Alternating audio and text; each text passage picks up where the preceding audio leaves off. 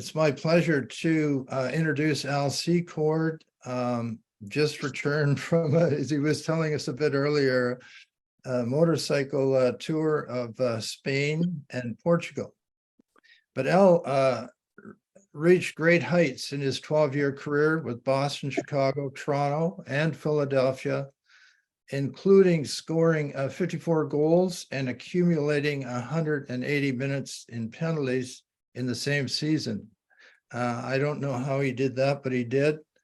So he climbed great heights in the game, but he climbed to even greater heights in his second career in becoming a pilot with American Airlines. And he's recently retired from American Airlines. Al and his wife, Tracy, who also is a pilot, live in Dallas now, and they have two boys, Alec and Luke. Al, it's a pleasure for me to ask you, as a Jesus follower and fisherman for him, to tell us about the people and the circumstances that brought about your new life in Christ. Good morning to everybody. Good question, Don. I only have 5 minutes, so I'll try to keep this short. But there were several reasons that I came to Christ. And I didn't immediately come to Christ till May of 2011, but I had many influences before that time. And as you talked about earlier from some of our alumni, and I was thinking about it last night, and probably the first guy that indirectly had an effect on me, and maybe you fellows know this fellow, was Jean Rattel. I played with him with the Boston Bruins. And we never, ever talked about Christ, but he was, I believe, a very strong Catholic family. And you could tell just through his actions, his words, his mannerisms, that he was a man of God, and that made a very huge impression on me. Again, we never, ever talked about Jesus, but, you know, he really made, I guess he dropped a few seeds in my life as far as how a healthy, functional family operates, and you could tell it's because of his Christian beliefs that it made an impression on me. So that's kind of an indirect influence. A more powerful influence, and he's on the call here today, was Keith Brown in Chicago. Brownie was the go-to guy for everybody when they came to town for training camp. He was the home that you went to if you needed a place to stay, if you needed a meal, especially the single guys. He was the guy that provided the meal. And of course, as he got into his faith, we did do a few Bible studies towards the end. Although seeds were planted, I still didn't make that full commitment. Brownie was a huge part of me moving forward. Probably the catalyst was I was married back in mid-'80s, and my marriage only lasted a year and a half, and we had a son, and there was some custodial issues, and I was having a really hard time with that, with the current court system, as far as them telling me how much I could see my son and not see him. And I wasn't doing too well with that. So Brownie, if you remember, you referred me to Pastor Bill Knope, the church just down the street in Elmhurst, Illinois. And he's the guy that basically kind of got me through that terrible time. Because I was very angry, and you know, when anger, you've heard of crimes of passion. I mean, I was angry, and it was Pastor Knope that helped me get through that. Again, I didn't really connect with Christ. I couldn't, as you say, get over myself to make the full commitment. And probably the next guy here, pardon, I got this written down here, was actually Bill Butters. He, at the Ulster breakfast in Dallas in the, I think it was 2005, somewhere in there. And I swear, I was sitting at the table at the back of the room at the HMI breakfast, and I was putting my menu over my face, because I swear he was looking directly at me, talking to me when he was explaining a story. And again, he really kind of showed me where I was and where my thinking was, and my lifestyle that was not working. And again, there were more seeds planted.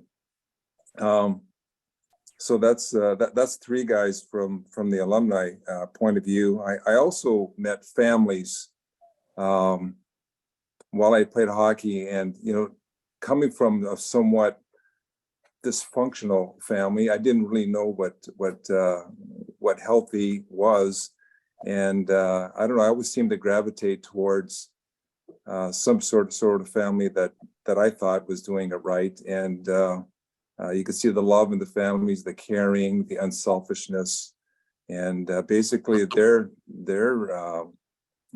way of life was based on the Bible and the way Christ was. So that was definitely a huge influence on me. But it wasn't until I came to Texas, I got remarried, had a couple of kids, and again, things, you're doing the same old thing. Things weren't going well. I was a little worried about my marriage. So I went to this thing called Fellowship of the Sword. It was a 5-man men's retreat. And they made us go through James 5 times with a workbook. And it wasn't until May 11th of 2011 where I was flat on my face, crying like a baby, finally giving in to Christ and moving forward. And that really did make a difference, and kind of catapulted me towards being growing into the likeness and character of Christ is what my goal was, in serving God. But I guess answering the question, that was the catalyst into me going towards Christ, because I was doing the same thing over and over again. It just wasn't working, and I had to find another way. And then when I started reading the Bible, I went, okay, this makes sense. And the biggest thing, and I know some of the guys have heard this before, heard me talk about this before, was when I realized who Christ was and what he did. And the way I relate to it is you ever been to school where the bully tells you he's going to beat you up at 9 o'clock in the morning, and you got to wait till 3:30, and all you're doing is thinking that day of this guy's going to beat the crap out of me at 3:30. And of course, I didn't hear anything in school. I didn't learn anything. My stomach was sick. I was in angst, thinking this guy's going to beat me up after school. Well, if you relate it to Christ, he knew when he came to this earth what his job was, or what he had to do to fulfill his Father's will. So if you think about Christ, he knew from the very beginning to the very end what was going to happen to him. So I can't imagine how he felt that whole time, but it really showed in the Garden of Gethsemane, when, just up to that point where he was, to the point of sweating blood. And if you stop the story right there, you think, well, what has this guy been through his entire life, knowing he has to fulfill his Father's will? And then that wasn't even the beating and the scourging yet, and he had to go through that. And then he kept going until he got crucified on the cross. And you just go, man, I understand what this man did for me. It's just unbelievable. There's nothing I could ever go through in my life that will match his sacrifice. And and I'm forever grateful for what he's done. And to me, that was the biggest turning point, was understanding who Christ was and what he did. And another way I relate it is, during our hockey careers, we get in the corner, you got a couple of guys coming after you, and you got one of your teammates there say, hey, Al, you need a little help? Sure, I'll take some. And he comes in and basically saves your neck. And you don't get that beating. And so there again, I'm forever grateful to my teammate for stepping in, backing me up, and taking care of me. And that's what Christ did. He just came in, but his sacrifice was the greatest for me. And again, I'm forever grateful for that. So for me, I'm not the kind of guy that goes and like a street evangelist. I have seen so many examples of how people just get turned off, or they react very nastily. And I find the biggest way to evangelize is to first of all, you got to spend time with somebody, and of course your actions should be louder than your words. And that way, I think you build a lot of trust. And once you get that trust thing going, over time, the the talking about Christ or to evangelize is going to come up. And if you have built that trust and they actually see your actions are louder than your words in the way that you conduct yourself, well, then you then have their ear. And then you can talk about the good news of the gospel and about Christ. And then I've talked to a few guys, their life is just going to crap, like sitting in a cockpit with the first officer, and he's telling me his whole life and it's just going down the tubes. And I know him well enough. I go, hey man, you need to know Jesus. I mean, it's time to stop. It's time to stop. This is what you need. You want to turn this crappy life you got going on right now. This is what you need to do, and then you can evangelize that way. But I think the awareness of where that person is at and what they're willing to receive, and to figure out a way, maybe gently, maybe over time, maybe abruptly, is the way to to evangelize. And I've had some success with that. And one of them was my dad before he passed away. I mean, I used to talk to him about Christ, and he would get mad at me, and I'd have to stop, because he was truly angry. And before he passed away, he had moments of being very, what's the word I'm looking for? Where sometimes you could talk to him clearly, and sometimes you couldn't. He was kind of going in and out with, I think, a little bit of Alzheimer, dementia. And when I got him on a clear day, I just finally said, listen, I want to be in heaven with you, and that's it. And I told him, he was a gambler and a pool player. And I said, your whole life was based on odds, picking cards, not taking cards, your shots on a pool game. I said, if I am completely wrong, I said, what have you got to lose? What have you got to lose by going Christ and us being together in heaven? And, of course, I added a lot more to that, but he finally relented and says, that would be nice. And, it just hit him hard. I said, because we're running out of time. I said, you're dying. I said, you're going to die. I don't know when you're going to die, but you're running out of time, and we need to get this done. And so there was still enough time after that we prayed, and I got to read to him. And now I know I'm going to see him in heaven. So that was one of those times. It was just abrupt and said, get your butt in gear and let's do this, cut it out. So. Wow. That's beautiful, Al. And be a great reunion someday with your dad. Yeah, I'm looking forward. I miss him, and someday. So it's all good. Thank you for your witness here today, and Keith Brown, for your witness in Al's life. Yes, and I never told Brownie thank you, but yeah, thanks, Brownie. You were a great influence not only to me, but to a lot of people, and I never really appreciated what you did, and I thank you very much for that. Hey, thanks, Al. I apologize for not having my picture. I'm in a couple other meetings, and I couldn't book it off today. But Al, thank you. Wonderful story, and wonderful hearing about your father. And can't believe you're retired, old guy. Yep. But right, thank you.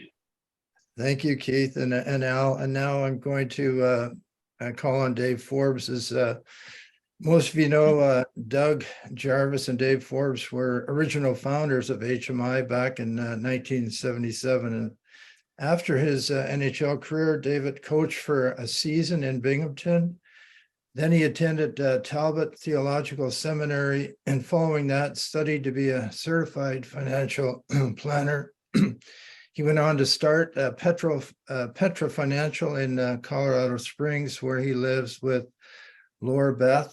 They have 4 children and 6 grandchildren. And David, we're delighted to have you here, and I'm going to call on you to introduce Barry Melrose. All right. Well, thank you, Bun, and thank you, Al and Matt, for getting us off to such a good start this morning on such a wonderful topic of reaching others with there could be no other message, right? No better message rather than the saving gospel of Christ. And I'm grateful to be talking with Barry about this. Barry Melrose really needs no introduction to this group. I know Barry played in the UHA and the NHL and the 1970s and 80s, and then coached in the Major Junior, the Western League, and the AHL, winning a championship in Adirondack, and then in the NHL, bringing the Los Angeles Kings to the Stanley Cup Finals in 1993. And then after his hockey days were done, became an analyst with ESPN for now the past 30 years. And Charles Barkley calling Barry the best analyst ever on TV, so on any sport. So that's quite a compliment. When I think of Barry, I think of two words. I think of character and I think of courage. That's what I came to know soon about Barry when we played together in Cincinnati. And as I've known Barry now for all these years after his hockey days, he has continued to live courage, character as all the challenges of life has come at him. So I'm really grateful to be able to call Barry my friend, and certainly to be here this morning with you all and with Barry. So Barry, first question as we think about this, how did your interest in spiritual things first get sparked as you maybe think back over all the years? Probably the biggest thing, Dave, thank you for those nice words, was my wife, Cindy. Cindy was a Christian girl out of Ohio, Baptist girl. So she was a little different than I was used to when I got married. I didn't know much about those type of things. In Saskatchewan, you had very simple of Bible study and all this. You basically prayed on Sunday, and that sometimes wasn't an easy thing to do, but that was the main thing getting me started. Was I knew my wife was smart. She had read the Bible, she knew the Bible, and she was always someone that carried me and pushed me in the right spot, and sometimes gave me a kick in the butt when I needed it. So started out with a great wife, and just listening to the boys here, maybe I was taking it for granted because all of a sudden it happened listening to you guys. So and then Forbesy, meeting you. You were a guy that in Ohio, you left the NHL to come to the WHA.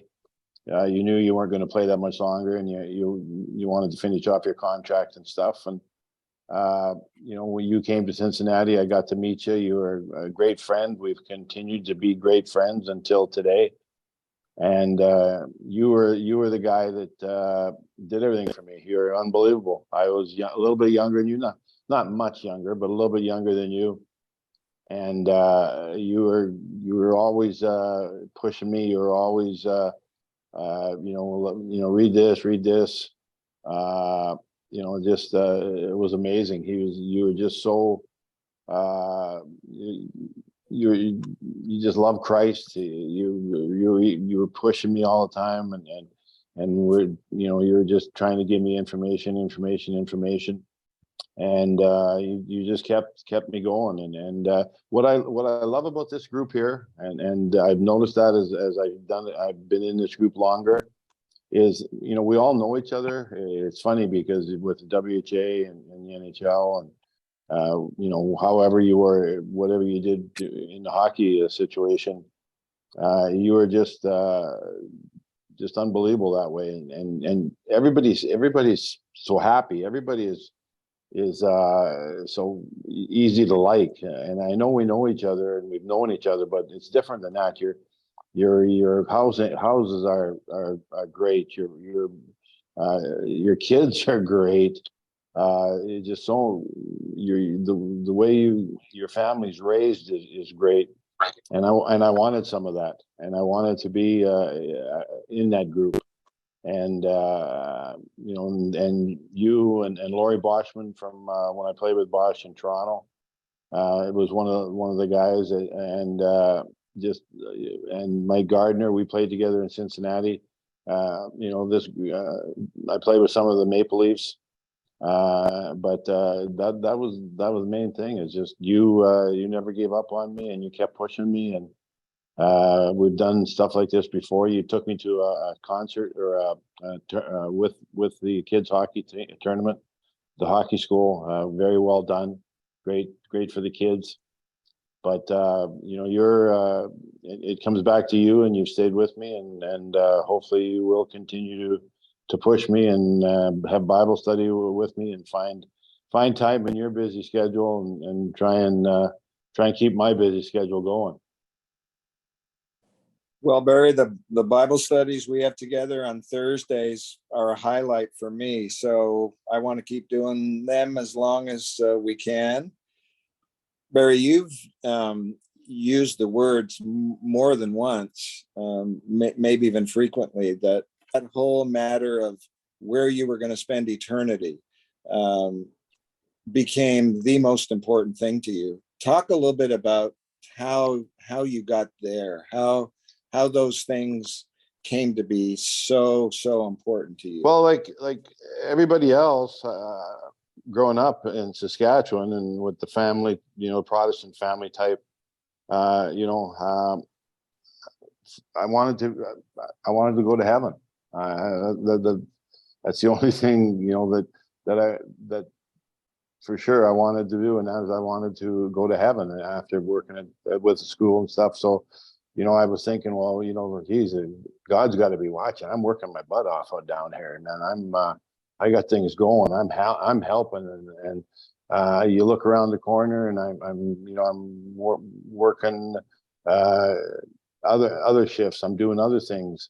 I'm giving money to events, and even though looking back now, it would have been a lot better if I had just didn't need any money. I didn't need to send them things, but I didn't realize that. As I started getting closer and closer to God, and I started getting closer and closer to other people, it was easy to see that the happy people their lives are so good, and listening to them is so good, and listening to them talk about their marriage is so good. And, I wanted that. I wanted that in my life, and then I started getting books and stuff that you sent me, and I soon learned that that's not the way you get to heaven. The way you get to heaven is give your soul to Christ. That's it. What do you mean that's it? There's got to be a different way. There's got to be a shortcut. There's a shortcut to everything in the world. There's no shortcut, Barry. Only one way of getting there, and that is loving Jesus Christ, and everything you do is for Him, and that's how you're going to get to heaven. No shortcuts, no things like that. It's just it'll be worth it when it happens, and you'll be the happiest person in anywhere, and that's what Matthew, Mark, Luke, and John. And here we're always, remember, that's me and you talk about that every time we have Bible study. I push it. I know I push it. I push. I want to do Bible study. I want to do Bible study. I love Bible study with you. But I soon learned that, and that's the only way we get there. Barry, thank you. That is so important. We, as you said, we've talked about that many times in our times together. What an important distinction. I think all of us, our default is we think we can be good enough. We can somehow earn something with God, that somehow God might grade on the curve or something. Well, sure, we're not perfect, but make God to fit into the mold that we want. But I think of that verse that we've talked about, Galatians chapter 3:24. The law has become our tutor, our teacher, our instructor, to lead us to Christ. That's the purpose of the law, isn't it? To show us that we cannot, that no person ever could earn any right standing with God. It's only through Christ and His perfect substitutionary death. That's the only way that anyone can be made right with God, become in his Son, only by faith, only by grace. Wonderful, wonderful realities, Barry. Thank you. Thank you so much. And Just one more thing. I have go for it. I'm sorry I interrupted you, but another thing that is really, it grabbed my, is prayer. I prayed growing up and stuff, but you pray here so much every day, and the great prayers, and everybody practices prayers, and we'll do it today, and I love it. I really do. That's one of my favorite things, because it shows that ultimate caring is that you'll go in and talk to a person that's sick, or a person that has problems in other ways, and you can tell, like when Henny does it, he means it. It's in his heart. It's not something because someone tells you what that. He means it, and Baxi means it, and there's so many good people, and I just love the fact that you're doing because you love it, not because you're being told. You're doing it because you love it, and that I get pumped up when I see the guys doing their prayers every day. I think that's one of my favorite things about Bible study. Well, I have the privilege. Don has asked me to introduce Paul Blasko, our devotional speaker coming up. And I think the best way for me to introduce Paul is to tell a story about Binghamton in 1979-80. That was my last year as a hockey player. In Binghamton, in a big old Victorian house with Kurt Walker, Daryl Edistrand, and Yves Belanger. Maybe some of those names you guys will know. And anyway, it was a Sunday. We had a game Sunday night, no morning skate. So I said, hey, I'm going to church. None of the guys wanted to come. So I had met Paul Blasko earlier. He was the pastor of this church that I went to. So I come back after church back home. And so the guys were working on our pregame meal and all. So they were kind of ribbing me about church a little bit, how'd it go and so on. So I said, well, hey, it was really amazing this morning. They had the pastor had a guest speaker, and he talked about how you can prove the Bible.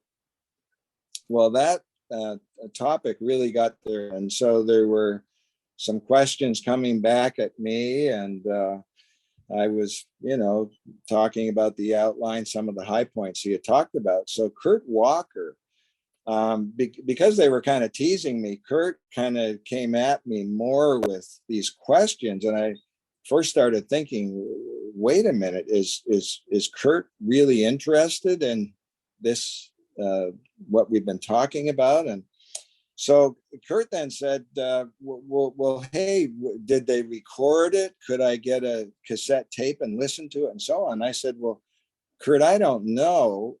I said, I can certainly talk to the pastor. I said, but hey, here's an idea. Why don't you go around the dressing room tonight before the game, see if you can rummage up any interest, if any of the guys would like to come and hear this. And if you do get interest, I'll ask her, and maybe we can get the speaker to come and do a special session for the guys. So if I had one video I'd love to have from all the times in the dressing room I had as a hockey player, would be this one, to see Kurt Walker going around our dressing room before the game, telling each guy, hey, we can get this guy and come and talk to us about how we can prove that God exists without using the Bible. Do you want to come? And anyway, lo and behold, we had 12 or 13 guys that said, yeah, I'd like to come. So I got back with Paul, and here's for his name, Luther Sunderland. And we set up a separate time. I think it was on a Monday, and 13 of the guys came. That gave birth to, they loved it, by the way. And so Paul Blasko we began a Bible study that Paul was leading on biblical prophecy. And just about everybody on that team came. There were 5 or 6 that didn't throughout the year, but it was just wonderful. And so that kind of gave birth to Paul having a new extension of his ministry, he being the pastor of the church, and was also involved on the faculty of a small Christian school in Binghamton. But anyway, importantly for me, Paul became my dear friend that year. And it just amazed me how he became my dear friend so quickly. All the neat things that God did that year were just profound. I think some of the guys made genuine commitments to Christ that year. And Paul's teaching, his Bible study was wonderful. So Paul is now retired, and Paul and his wife Joanne and Marla and Mark, their 2 children, they were so gracious to me. I was single back then, and they kind of into their family, and just wonderful time for me. So it's a real privilege for me to introduce Paul Blasko to Paul. We're really looking forward to hearing your thoughts this morning. So thanks for being on the call. Oh, Dave, thanks for that introduction. It makes me wish that I were there at the time. That sounds like an exciting time. Well, it was, and you introduced me to HMI and hockey chapels. You were a good role model to me. You showed me how to get started in this, and I love you, Dave. I want to introduce to you my pastor, Kyle Corinne. Kyle, put your face over here. Kyle is my successor as pastor and also as chaplain to the Binghamton hockey teams. I wanted you to meet one of the newest members of the HMI team. I love my pastor. He's a good man. And I know what you're thinking. Man, this guy, Paul, is really old. Yeah, but I'm not dead yet. I still eat 3 meals a day, and I still play golf. I play in the mid 70s to low 80s. If it's any hotter than that, I just stay home. I didn't know how hard it would be to prepare something meaningful for your chapel in the time allotted. And even though I negotiated an extra 2 minutes with Don, I'm going to read this to make every word count. For 20 years, I taught personal evangelism at a small Bible college in upstate New York, where I live. I taught the basics of evangelism to first semester freshmen who were right off the farm and very impressionable. First, I taught them the theology of the gospel, concepts that must be known before someone can make an intelligent decision for Christ. I gave them some ideas on how to initiate spiritual conversation, how to answer common objections, how to tell their own story in an honest and interesting way, and how to disciple those who they led to Christ. One thing I learned from the student is this: as much as I can present a respectable course in personal evangelism, I cannot turn out students who want to share Christ with others. The want to has to come from within. And regarding this, I want to make a few suggestions. First, if you want to resurrect your want to, fall in love with Jesus all over again. And if you will walk with him through the Gospels, you should not just read it, but put yourself in the narrative and watch Jesus befriend sinners, heal the sick, feed the hungry, see him weeping over Jerusalem, Hear him as he speaks with Nicodemus, the Samaritan woman, and Zacchaeus. Marvel at his compassion as he touches lepers, forgives people, and doesn't write off the Samaritans or tax collectors. We're told in 2 Corinthians 3:18 that amazing changes and spiritual growth comes from simply beholding him. I mean, really looking at Jesus, watching him as he does what he does.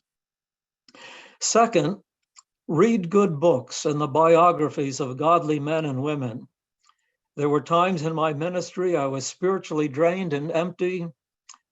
I remember one time God filled me just by reading Billy Graham's biography, Just As I Am. I read about Martin Luther, Charles Finney, Dwight L. Moody, and the great saints, and was always blessed and encouraged to deepen my commitments and stay on the job. And last, believe that God is more interested in saving people than you are. The sovereignty of God in evangelism means that he's there at the beginning, middle, and end of the whole process of bringing people to Jesus. When Paul first went to Corinth, probably the most wicked city in Greece, God spoke to him in a vision and said, "Do not be afraid any longer, but go on speaking and do not be silent. For I am with you and no man will attack you. For I have many people in this city."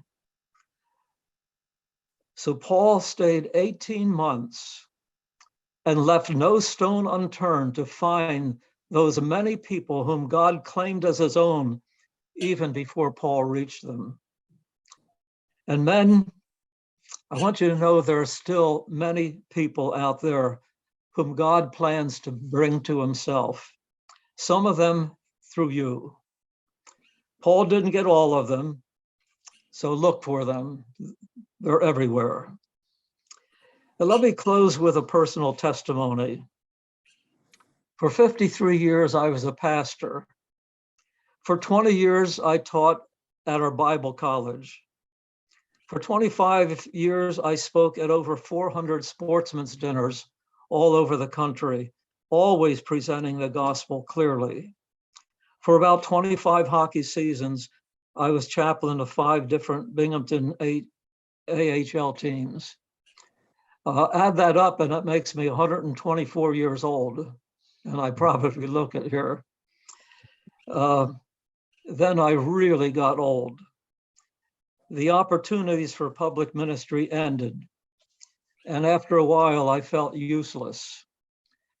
I just didn't feel right being a Christian and not doing much. So I prayed, "Lord, I haven't led anybody to Christ in a long time. Would you give me that privilege again? I would really like that. Or at least give me something to do for the kingdom of God." And not long after that, Don Jr. called to say there's a player on the Binghamton Black Bears who wants to see me. The result, Kyle and I got a chapel going with a federal prospects team, and their young coach has begun his search for God. Soon after, following 3 years of building a relationship with our next door neighbors, they came to church, she regularly, and twice invited me to her home to ask some questions. Well, God opened her heart, and now I'm doing the first steps in her follow-up. I enjoyed that so much that I saw a young couple in our neighborhood that I barely knew and asked them to dinner. They came, and God opened the door a mile wide, and I can't wait to see what God's going to do next. So in short, I got my 1-2 back by asking God for it, and I'm having a good time again. Well, I got to go. Thanks for listening.